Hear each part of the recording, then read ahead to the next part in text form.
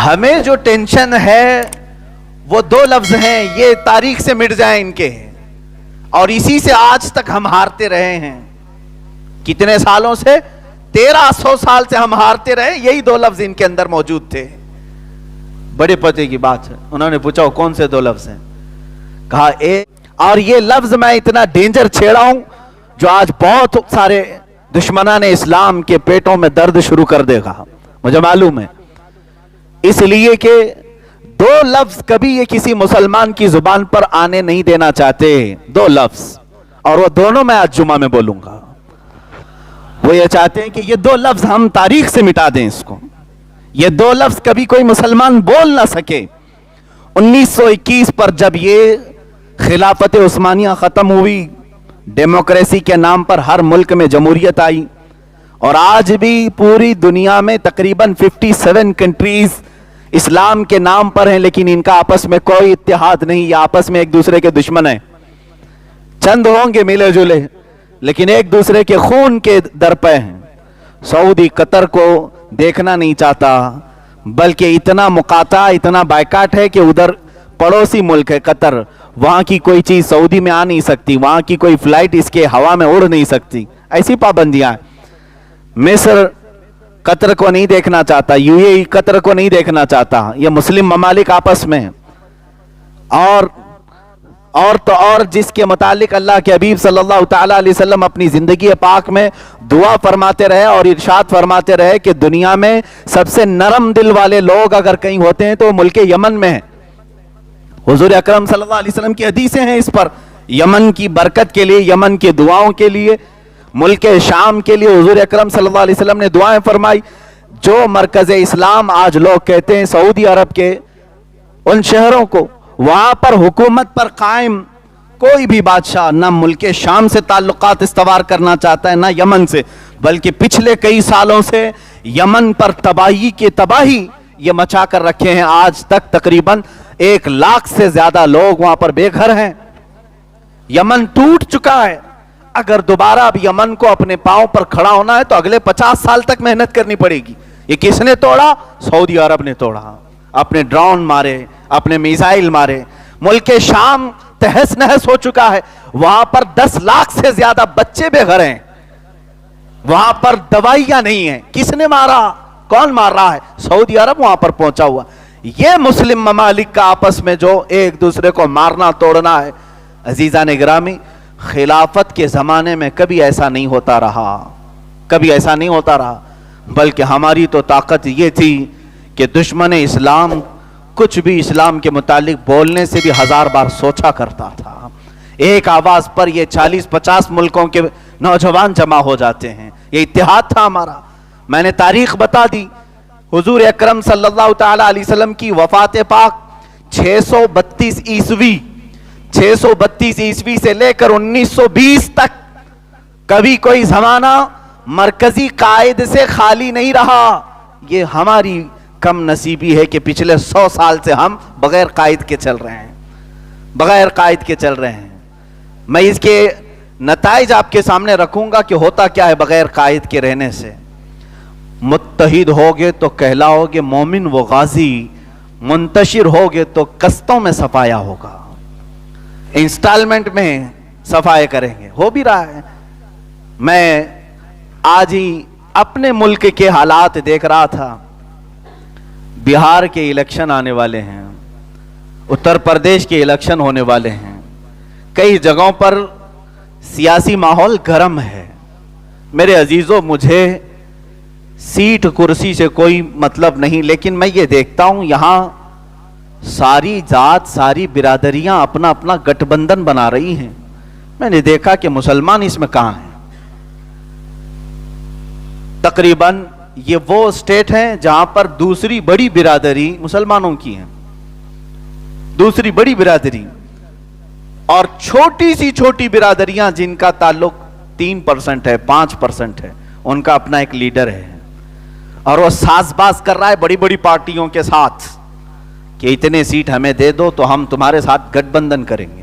مرکزی حکومت پر قائم پارٹی، رولنگ پارٹی کے ساتھ بہار کے اسٹیٹ میں 3% رکھنے والی تعداد کا ایک لیڈر सीटों के लिए ये सास बास कर रहा है। पूरे स्टेट में देखा, कहीं कोई ऐसी हमारी क़ियादत नजर नहीं आ रही जो बनाम मुसलमान बात कर सके। देखा हर पार्टी में ये टुकड़े टुकड़े मौजूद हैं, हर पार्टी में। बीजेपी में भी यही झंडे लहरा रहे हैं, कांग्रेस में ये झंडे लहरा रहे हैं, वहां जितनी लोकल पार्टियां सब में मुसलमान मौजूद हैं। होता यही है मेरे अजीजों, मैंने कहा जो शेर, मुत्तहिद होगे तो कहलाओगे मोमिन व गाजी, मुंतशिर होगे तो कस्तों में सफाया होगा। आज हर कोई तुम्हारा इस्तेहसाल कर रहा है, मेरी ये बातें इन्हें चुभेंगी। ये चाहते हैं डिवाइड एंड रोल, और अगर मैं मुसलमानों को मुत्तहिद करने की बात करूं तो कल का ये मीडिया मुझे ये पेश करेगा ये भड़काऊ भाषण देने वाला मौलाना है। हम अगर यूनिटी की बात करें, इत्तेहाद की बात करें, तो डर इनको है कि पूरे मुसलमान मुत्तहिद हो जाएं तो फिर हमें इनकी बात माननी पड़ेगी, इनके मुतालबे सुनने पड़ेंगे। इसलिए इनको हर पार्टी में टुकड़े टुकड़े करके रखो। अजीजान गिरामी वकार, आज हमारी पोजीशन ये है, दलित बिरादरी का अगर लीडर अपने तमाम कम्युनिटी को मुत्तहिद होने की बात करे तो कहेंगे वो अपनी कम्युनिटी की बात कर रहा है, कोई मसला नहीं। सारे दलितों को जमा करने की बात कर रहा है। ब्राह्मण अपने स्टेज से कहे, ठाकुर अपने स्टेज से कहे कि सारे ठाकुर जमा हो जाओ एक ही झंडे के नीचे, तो लोग उससे कहेंगे वो अपनी कम्युनिटी को जमा कर रहा है। अफसोस यहां है, अगर मुसलमान ये कह दे कि सारे मुसलमान जमा हो जाओ तो कहेंगे भड़काऊ भाषण है, सबको जमा करके ये जिहाद का ऐलान करना चाह रहे हैं। हमारा जमा होना भी इनके लिए तकलीफदेह है, समझो मेरे अजीजों। इसीलिए इकबाल ने बहुत पहले ये कहा था, न संभलोगे तो मिट जाओगे हिंदी मुसलमानों, तुम्हारी दास्तां तक न रहेगी दास्तानों में। उन्होंने कहा था, नहीं तेरा नशीमन कसरे सुल्तानी के गुंबद पर, तू शाहीन है बसेरा कर पहाड़ों की चट्टानों में। तुम आज छोटे से टुकड़े पर राजी होकर के चले जाते हो, छोटे छोटे टुकड़ों पर, छोटे छोटे हड्डियों पर राजी होकर के चले जाते हो, तुम्हारी ये हैसियत नहीं। इकबाल ने कहा तू शाहीन है बसेरा कर पहाड़ों की चट्टानों में। मैं आज ये महसूस करता हूं कि जो दो लफ्ज उनसे, इन दो लफ्जों से जिनको तकलीफ है वो मैं आपको दोहरा रहा हूं। अजीजा ने गिरामी, 1920 या 21 या इसी असना की बात है, 1920-21, जो आज 100 साल का अरसा होने आ रहा है। अंग्रेजों का एक बड़ा दानिश्वर है, उसने कहा था कि हम ये तमाम चीजें खत्म करेंगे। एक आलिम दीन है, उन्होंने इस रिपोर्ट को नकल किया है, पेश किया है। उसके साथ जो उनकी गुफ्तगू हुई वो कहते हैं, तुमने तो खिलाफत तुर्की की ये सब खत्म किया, जिसको ओथमान एम्पायर कहा जाता है, उस्मान एम्पायर, ये खत्म कर दिया। उन्होंने कहा नहीं, सिर्फ हमारा मकसद हुकूमत खत्म करना, बादशाह बदलना नहीं था, कोई दूसरा लीडर हम खड़ा करेंगे। जब वो तुर्की में मुस्तफा कमाल बादशाह को खड़ा कर रहे थे तो उनसे पूछा गया कि आपने तो बादशाहत को खत्म कर दिया, सुल्तान जो खिलाफत उस्मानिया का था उसे मार खत्म कर दिया, जिलावतन कर दिया, फिर दूसरे मुसलमान को ही बिठा रहे हो, क्या फायदा। उन्होंने कहा हमको मतला मुसलमानों से नहीं, हम बिठाएंगे किसी मुसलमान को ही, उसको जिसके मुंह में हमारी जुबान होगी। हमें जो टेंशन है वो दो लफ्ज हैं, ये तारीख से मिट जाए इनके, और इसी से आज तक हम हारते रहे हैं। कितने सालों से, 1300 साल से हम हारते रहे, यही दो लफ्ज इनके अंदर मौजूद थे। बड़े पते की बात है। उन्होंने पूछा कौन से दो लफ्ज हैं? कहा एक खिलाफत है और दूसरा जिहाद है। ये दो वर्ड को हम इतना स्पॉइल कर देंगे, इतना भयानक बना देंगे, आइंदा कभी ये दो वर्ड कोई बोलेगा तो उसे जेल भेजने जैसी हालत बना देंगे। आज यही है, जिहाद का लफ्ज इस्तेमाल करो तो ये कहेंगे आतंकवादी है, खिलाफत का लफ्ज इस्तेमाल करो तो ये कहेंगे ये भड़काऊ है, खिलाफत कायम करना चाह रहा है, शरिया रौल कायम करना चाह रहा है, ये प्रोपेगेंडा फैला देंगे। ये मेरे अजीजों पिछले 100 साल से चल रहा है। और मुसलमान कंट्रीज जो हैं, मैं तो हिंदुस्तान में हूं, यह सबका मुल्क है, سارے لوگ یہاں پر ہیں. میں ان مسلمانوں کے ملکوں کی بات کر رہا ہوں وہاں پر بھی خلافت کی بات کرنے پر مسلمانوں کو جیل میں بھیجا جاتا ہے. ہاں کوئی کر کے دکھا دے.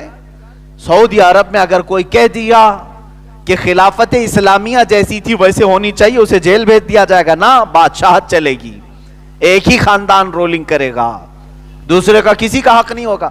جبکہ خلافت ایسی نہیں.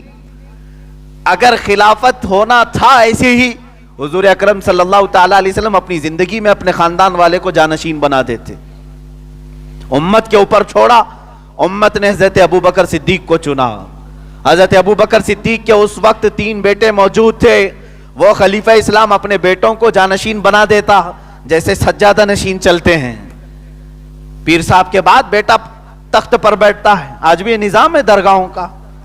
حضرت ابو بکر صدیق کا کوئی بیٹا سجادہ نشین نہیں بنا, بلکہ حضرت عمر فاروق رضی اللہ تعالیٰ عنہ آپ کے ہاں خلافت آئی. حضرت عمر جب آخری وقت میں تھے, ان کے بیٹے حضرت عبداللہ ابن عمر رضی اللہ تعالیٰ عنہ صحابی رسول ہیں اور جلیل القدر صحابی ہیں جن سے کثیر حدیثیں مروی ہیں. حضرت عمر فاروق رضی اللہ تعالیٰ عنہ نے 6 صحابہ کو بلایا اور کہا یہ 6 میں سے کسی کو چن لینا, خبردار میرے بیٹے کو خلیفہ نہیں بنانا. یہ اسلام نہیں ہے, یہاں پر وراثت میں خلافت نہیں چلتی, وراثت میں یہ جانشینی نہیں ہے, بلکہ امت میں جو سب سے زیادہ پرہیزگار ہے وہ ہمارا قائد ہے, جو سب سے زیادہ متقی ہے وہ ہمارا رہنما ہے. امت نے اسی طرح رکھا. سیدنا عثمان غنی رضی اللہ تعالیٰ عنہ کے بعد حضرت عثمان رضی اللہ تعالیٰ عنہ کے بھی خاندان والے موجود تھے. آپ نے اپنے خاندان میں سے کسی کو اپنا خلیفہ منتخب نہیں کیا, بلکہ یہ خلافت جیسے رسول کریم صلی اللہ تعالیٰ علیہ وسلم چھوڑ گئے تھے امت کے اوپر, ایسی حضرت عثمان بھی جاتے وقت امت کے حوالے کر گئے اور ساری امت نے اس شیر خدا کو چنا جس کی قیادت میں کسی کو شک نہیں تھا. عزیزان گرامی وقار, یہ خلافت کے معاملات تھے. لیکن آج کسی بھی اسلامی نام کی کنٹری میں نہ خلافت قائم ہے, نہ حضور اکرم صلی اللہ تعالیٰ علیہ وسلم کا وہ منہاج, وہ طریقہ قائم ہے. نام کے لیے یہ جبے کبے پہن کر کے اسلامی کہلاتے ہیں, لیکن حقیقت میں اندر سے کچھ بھی نہیں ہے. عزیزان گرامی, اسی بات کا افسوس ہے کہ امت پچھلے 100 سال سے بغیر قائد کے ہے, بغیر خلیفہ کے ہیں. دوسرا لفظ جہاد, جس سے ان کو چڑ ہے, تکلیف ہے. میرے عزیزو, یہ ایک پاکیزہ لفظ ہے, سیلف ڈیفنس کا نام ہے. میں نے اس سے قبل بھی اس کے متعلق کافی کچھ کہا ہے. جہاد کے اپنے شرائط ہیں. جہاد اس کو نہ کہو جو اپنے آپ پر بم باندھ کر کے کہیں ناحق لوگوں کو اڑا دیتا ہو, وہ جہاد سے اس کا کوئی تعلق ہی نہیں ہے. میرے عزیزو, جہاد کے جو رہنما اصول ہیں وہ پڑھ کر کے دیکھ لو. میں سمجھتا ہوں کہ اللہ کے حبیب صلی اللہ تعالیٰ علیہ وسلم کی تعلیمات جہاد آج دنیا کی کسی جنگ کرنے والی قوم میں موجود نہیں, کسی میں بھی نہیں. یہ جس ملک پر اترتے ہیں سب اجاڑ کر کے چلے جاتے ہیں. جو ہیومن رائٹس کی سب سے زیادہ بات کرنے والا امریکہ جس ملک میں اترتا ہے الو سے بھی زیادہ تباہی مچا کر کے جاتا ہے. پوری زمینیں ویران بنجر کر کے چلے جاتے ہیں. لیکن یاد ہے آپ کو تعلیمات رسول صلی اللہ تعالیٰ علیہ وسلم, فرمایا اپنے صحابہ کو اگر جنگ کی نوبت آ جائے, پہلے تو حضور کا فرمان یہ سنیں, لا تتمنوا لقاء عدوکم. حضور فرماتے ہیں کبھی بھی جنگ کرنے کی تمنا مت کرنا. یہ میرے آقا کے فرامین ہیں, کبھی بھی دشمن سے مٹ بھیڑ ہونے کی, جنگ کرنے کی تمنا نہ کرنا. فَإِذَا لَقِيتُمْ, ہاں اگر آ پڑی جنگ ایسے, تب پھر حضور نے فرمایا کہ کیا کیا کرو. فرمایا ہے مجاہدین, جب تم کسی زمین پر اترو تو وہاں کے درختوں کے پتے نہ اکھاڑو, وہاں کی عورتوں کو ٹچ نہ کرو, گھروں میں بیٹھی ہوئی ماؤں کو اور ان کے بچوں کو نہ اٹھاؤ, بڑی عمر والوں کے ساتھ جنگ نہ کرو, انہیں معاف کر دیا کرو. آج اگر یہ اصول کسی بھی کنٹری کے پاس موجود ہیں تو ہمیں بتائیں. 2 بڑی جنگیں ہو چکی ہیں, world war first, world war 2 second. ان میں ہلاکتیں کتنی ہوئی, ایک ملک نے دوسرے ملک میں کتنوں کو مارا ہے. ایک لسٹ جا کر کے آپ انٹرنیٹ میں دیکھیں, کروڑ سے زیادہ لوگوں کو ہلاک کیا گیا. اور شہروں پر جو بم مارے گئے. تقریباً آج 70 سال ہو گئے. 2 شہر ایسے ہیں, ہیروشیما اور ناگاساکی, جس میں نیوکلیائی بم ڈالے گئے تھے. آج تک وہاں زمین میں سبزہ نہیں اگتا. یہ ہیومن رائٹس کے لوگ ہیں, ہیومن رائٹس کی بات کرنے والے علم بردار لوگ ہیں, جو زمین کو 70 سال سے بنجر کر کے رکھا ہے. اسلام نے کبھی ایسے جہاد کا حکم دیا ہی نہیں. ہم تو جہاد کا لفظ جو ہے اس پوتر اور مقدس چیز کے لیے استعمال کرتے ہیں جو آج ہر دنیا کے ہر انسان کو ضرورت ہے. سیلف ڈیفنس کا نام ہے, سیلف ڈیفنس کا نام ہے. تمہارے اوپر کوئی آفت آ گئی تو کیا تم اپنے آپ کو نہیں بچاؤ گے؟ اپنے آپ کو بچانا, اپنے دین کو بچانا, اپنی قوم کو بچانا, اس کا نام جہاد ہے. لیکن یہ 2 لفظ یہ ہماری زبانوں پر آنے دینا نہیں چاہتے, اس لیے کہ اللہ کے حبیب صلی اللہ تعالی علیہ وسلم کی حدیث سنو. حضور صلی اللہ تعالی علیہ وسلم نے فرمایا میری امت ذلیل ہو جائے گی. کب؟ حدیث کا میں مفہوم بیان کر رہا ہوں. میری امت ذلیل ہو جائے گی جب یہ جہاد کو ترک کرے اور کھیتی باڑیوں میں لگ جائے. جہاد کا مطلب ہے اپنے حقوق کا مطالبہ کرنا چھوڑ دے, اپنے حقوق کا مطالبہ کرنا چھوڑ دے. آج اپنے حق مانگنے کے لیے بھی لوگ یہ کہتے ہیں یہ بھڑکاؤ ہے. اپنے حقوق اگر مانگے جائیں تو یہ کہتے ہیں بھڑکاؤ بھاشن ہے. غالباً پچھلے ہی جمعہ کے متعلق میں نے کمزور طبقے کے لوگوں کے متعلق بات کی. ہندوستان میں دلت برادری کے ساتھ آج بھی ناانصافیاں ہیں. اس کو نیوز چینل نے, انڈیا کا ایک بڑا نیوز چینل جس کو پھیکو نیوز کہا جاتا ہے, میری تقریر چلا کر کے یوں کہتا ہے کہ بھڑکاؤ مولانا ہے, یہ کمیونٹی میں لڑانا چاہتے ہیں. یعنی تم اپنے سٹیج پر سے یہ کہو گولی مارو تو کوئی بھڑکاؤ بات نہیں, اور اگر ہم کمزور طبقے کے لیے انصاف کی بات کریں تو بھڑکاؤ بات ہے. عزیزان گرامی, بہت دیر سے چپ رہے, اس کی سزا یہ ہمیں آج مل رہی ہے. بہت دیر سے تم خاموش رہے, اس کی سزا یہ آج ہمیں مل رہی ہے. ہم اپنے حقوق نہیں مانگ رہے. میں پچھلے کئی دنوں سے کہہ رہا ہوں, ممبئی کی سرزمین پر آج 7 مہینے ہو گئے مسجدوں کو تالے لگے ہوئے ہیں, اللہ کے گھروں کو تالے لگے ہوئے ہیں. کس نام سے؟ ایک بیماری کے نام سے. بیماری کا تو وہاں پر حال ایسا ہے کہ سارے لوگ تو حال میں ہیں بالکل. ہاں, ساری مارکیٹیں بھری ہوئی ہیں. اب تو ریسٹورنٹ کو, بار کو, سب کو اجازت ہے کیونکہ اس سے گورنمنٹ کا نفع ہے. مسجدوں سے کچھ جاتا نہیں ہے, اس لیے بند کر کے رکھا گیا. ٹھیک ہے, گورنمنٹ بند کر کے رکھی, لیکن تمہیں کیا بات سوچی ہے جو تم آج تک خاموش بیٹھے ہوئے ہو؟ اور یاد رکھو, جب تمہیں احساس بھی نہیں مسجدوں میں جانے کا تو پھر اس طرح کی بابری مسجدوں کے شہید ہونے کی فکر بھی مت کرو. جب تمہیں احساس ہی نہیں رہا تو مسجدیں ٹوٹتی رہیں گی. تمہیں کیا اس بات کا, تمہیں کس بات کا غم ہوگا؟ عزیزان گرامی, میں یہ سخت جملے اس لیے کہہ رہا ہوں کہ آج ہم اپنے حقوق مانگنا ہی چھوڑ چکے ہیں اور ہمارا کوئی قائد نہیں رہ گیا. اور جس کو ہم بناتے ہیں وہ ہماری قوم کو بیچ کر کے آتا ہے, رات میں بیٹھ کر کے جا کر کے بیچ آتا ہے. صرف سفید کرتا سفید پیجامہ پہننے کا نام لیڈر اور قائد نہیں ہوتا. میرے عزیزو, اللہ کے لیے آج اتحاد قائم کرو اور سمجھو حالات کو. اقبال کی بات کو سمجھ لو, میری بات چھوڑو. نہ سنبھلو گے تو مٹ جاؤ گے اے ہندی مسلمانوں, تمہاری داستان تک نہ رہے گی, داستانوں میں سب ختم کر دیا جائے گا. ہماری یونٹی ختم کر دی گئی, پھر بھی ہم خاموش ہیں. یہ کہ بات دیگرے آج ہم پر یہ شکنجے کستے جائیں گے. ہو سکتا ہے ہمیں جو بولنے کی آج آزادی ہے یہ بھی چھین لی جائے گی, یہ بھی ختم کر دی جائے گی. آج میں دیکھ رہا ہوں دور دراز تک علماء کے اوپر بھی ایسی پابندیاں ہیں کہ وہ بولنے سے خوف کھا رہے ہیں, ڈر رہے ہیں. آدھا تو اپنی قوم نے انہیں ڈرا کر رکھا ہے اور آدھے سے زیادہ گورنمنٹ نے انہیں ڈرا کر رکھا ہے. یہ سب سے بری حالت کے دن ہم گزار رہے ہیں. عزیزان گرامی وقار, مسلمان کے اوپر ایسے حالات کبھی پچھلی صدیوں میں نہیں آئے تھے. ہم بات کرتے ہیں سلطان صلاح الدین ایوبی کی, ہم بات کرتے ہیں عمر فاروق رضی اللہ تعالیٰ عنہ کی, लेकिन मेरे अजीजों, ऐ नौजवानों, नाम लेने से पहले उनके किरदार को भी पढ़ लिया करो, उनके किरदार को पढ़ लिया करो।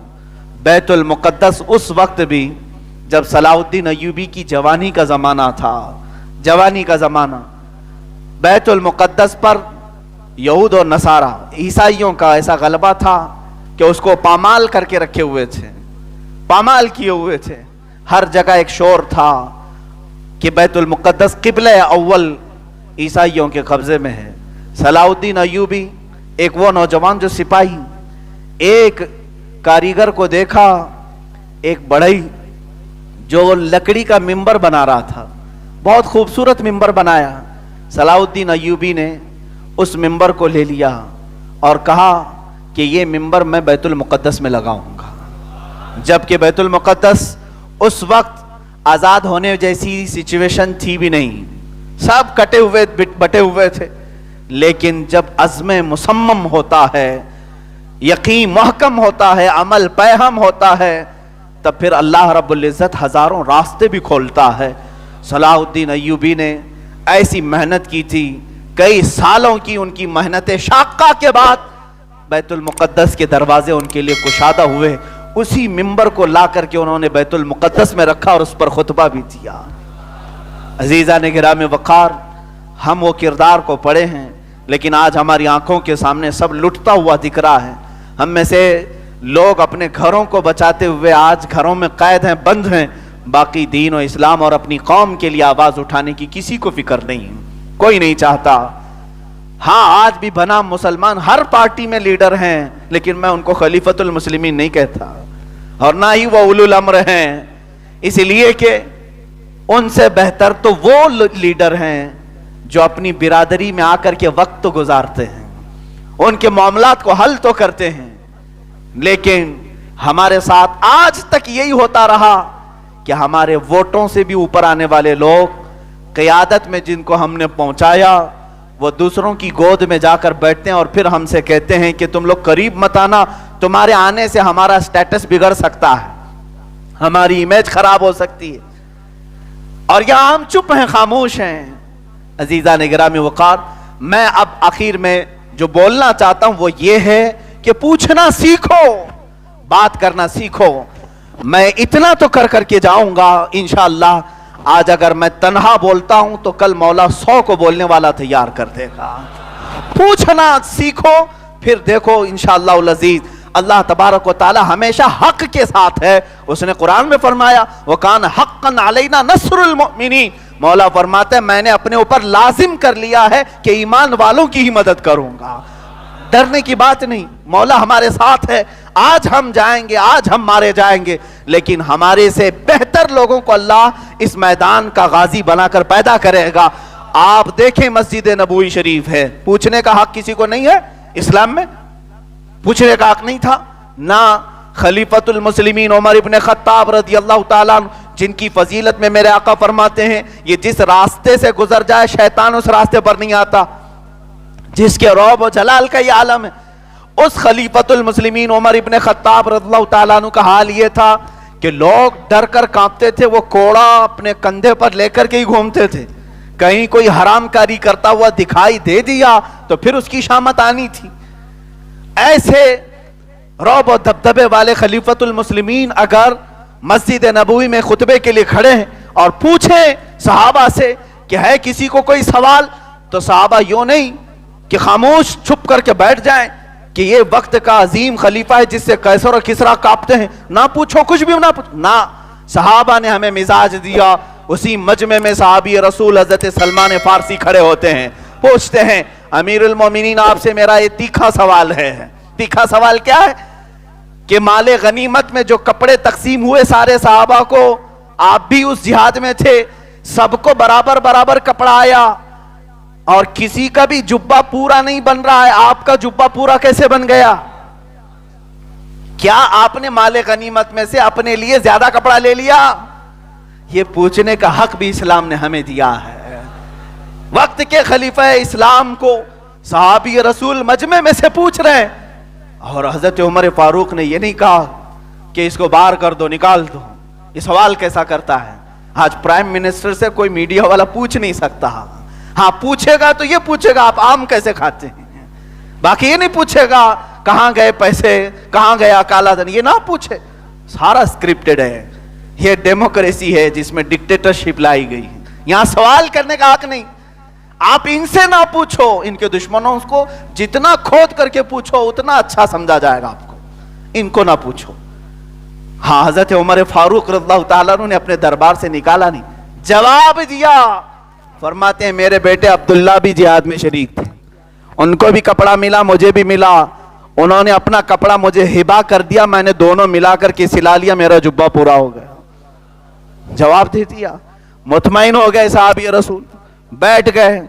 अजीजान गिरामी, ये असली जमहूरियत थी जहां कहा जाता है for the people by the people, जिसके उसूल हैं डेमोक्रेसी के। लेकिन मैंने अब देखा है ये फॉर द पीपल नहीं है, ये फॉर द पीपल है, लोगों से बहुत दूर इसका नाम बना दिया गया है।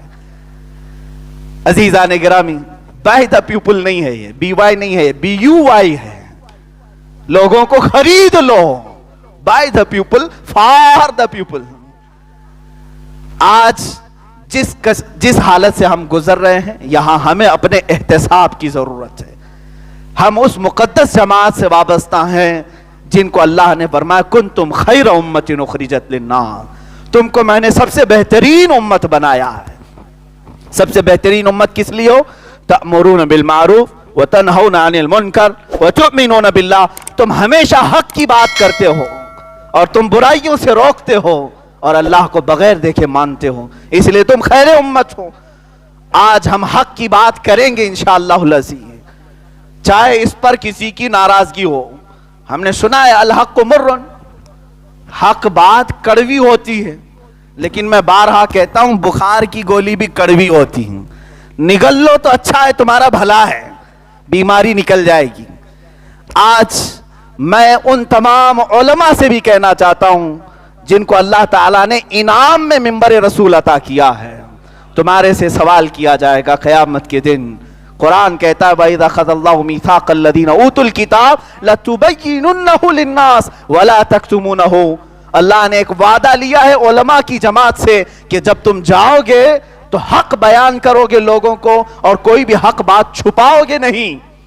उलमा से अल्लाह ने ये वादा लिया है। कब? हमारी रूहों से वादा लिया है।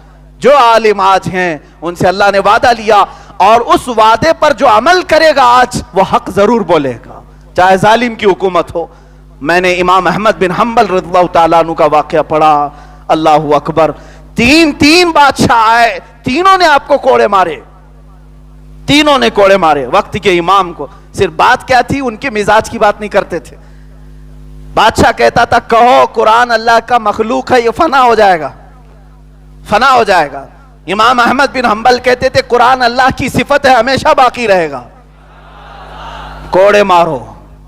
वक्त का खलीफा कोड़े मारने का हुक्म देता, 100 कोड़े मारे गए, पीठ झुक गई थी आपकी कोड़े खा करके। वो बादशाह गया, दूसरा आया, उसकी अदालत में भी फैसला आया, कहा कहो कुरान फानी है, मखलूक है। कहते नहीं, कुरान बाकी है, अल्लाह की सिफत है। कोड़े मारे गए। उस जमाने की एक बात मैंने देखा, एक चोर उस जमाने का इमाम अहमद बिन हम्बल को जब कोड़े मारे जा रहे थे तो उसने इमाम अहमद बिन हम्बल से मुलाकात की और कहा मुझे जानते हो अहमद बिन हम्बल, मैं फला चोर हूं। कहा तेरा तो सुना है। कहा मैं चोरी में बहुत बार पकड़ा गया हूं और अब तक मुझे 1500 या 15,000 कोड़े लग चुके हैं, लेकिन मैंने चोरी अभी भी नहीं छोड़ी है। वो क्या कहता है? अभी भी मेरी चोरी छूटी नहीं। 1500 या 15,000 दोनों बातें आई, मुझे इतने कोड़े लग चुके, मैं चोरी नहीं छोड़ा। अहमद बिन हम्बल, खुदा का वास्ता देता हूं, जब एक गलत चीज में कोड़े खा के नहीं छोड़ा तो हक बात कभी कोड़ों के डर से ना छोड़ना, कोड़ों के डर से हक बात ना छोड़ना। इमाम अहमद बिन हम्बल कहते हैं मेरी जिंदगी वसूल हो गई। एक चोर ने बताया वो बातिल चीज नहीं छोड़ रहा कोड़ों के डर से, तो हम हक बात को कोड़ों के खौफ से क्यों छोड़े हैं? عزیزان گرامی وقار، میں علماء کو یہ میسج ضرور دینا چاہوں گا، ہماری تاریخ بھری ہے، ہمارے کئی امام ایسے ہیں جن کے جنازے جیل سے نکلے ہیں، ہمارے کئی علماء ایسے ہیں جو اسی ہندوستان کی جنگ آزادی میں کالا پانی، انڈمان نکوبار کی سزائیں پاتے ہوئے وہی شہید ہو گئے۔ آج ان کی مزاریں بھی جزیرہ انڈمان میں موجود ہیں، وہی پر ہیں۔ تو صرف کھا پی کر کے گدوں پر آرام کرنے کا نام نیابت رسول نہیں۔ ہاں، ہمارے ساتھ تکلیفیں آ سکتی ہیں، لیکن ایک ہی بات پر ڈٹے رہو، اللہ نے ہمیں حق کے ساتھ بھیجا ہے، اللہ ہمیں حق کے ساتھ ہی دنیا سے اٹھا ہے۔ میں امت کو آج یہی پیغام دینا چاہوں گا، کوئی بھی سچویشن آئے، ایک چیز اپنے ساتھ ہمیشہ قائم رکھو، ہم حق بولیں گے اور حق پر ہی ہماری وفات ہو جائے، اس لیے کہ ہمارا عقیدہ یہ ہے جب تک بکے نہ تھے تو کوئی پوچھتا نہ تھا، یا رسول اللہ تم نے خرید کر ہمیں انمول کر دیا، اب ہماری بولی کوئی نہ لگا سکے، اب ہمیں کوئی راتوں رات اوٹوں کے چکر میں 500,000 میں خرید نہ سکے، کوئی ہمیں گھر روٹی کپڑے کے نام پر اپنی پارٹی میں بلا نہ سکے۔ جب بھی خریداری کی بات آئے صرف اتنی بات کہو، میں بکا ہوں بازار مصطفیٰ میں، حق بولوں گا اور حق کے ساتھ رہوں گا انشاءاللہ العزیز۔ اللہ تعالیٰ قیامت کے دن جب حق بولنے والے کی وفات ہوگی تو اس کے لیے اعزاز کیا ہے؟ فرمایا گیا اس کو شہیدوں کے ساتھ اٹھایا جائے گا۔ اللہ کریم ہمیں دنیا میں بھی عزت کے ساتھ رکھے، آخرت میں ہمیں شہداء کے ساتھ اٹھائے۔ وآخر دعوانا ان الحمدللہ رب العالمین۔ سلام۔